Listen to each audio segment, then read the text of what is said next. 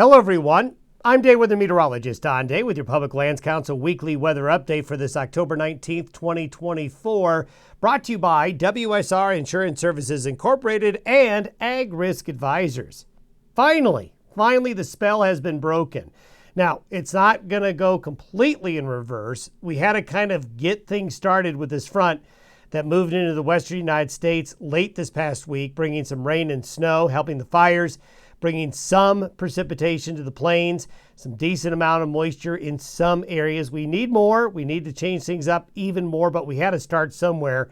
And that spell has been broken. And I think as we go for the rest of October, while we will see rebounding temperatures and back to some dry conditions for a bit, we do see the pattern finally broken. So it's going to be more typical for the rest of October.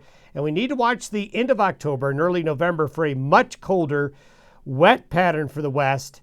At the end of the month into early November, we're still looking at that as a possibility. In the past week, well, we finally have some moisture to show you. Now, this doesn't include all of the moisture that came Thursday night into Friday. So the next map will show you will be looking a lot better. But there's finally something in the west now.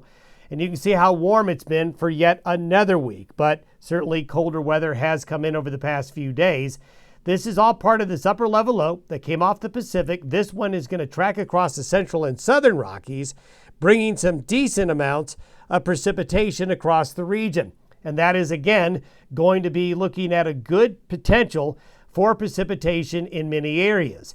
We're looking at what is going to be a chance of showers in the central and southern Rockies to start the forecast period as that system moves through.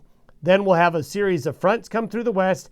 That's going to keep temperatures from getting too warm. Yes, we'll warm up in the west, but we won't be nearly as hot as we've been over the last several weeks.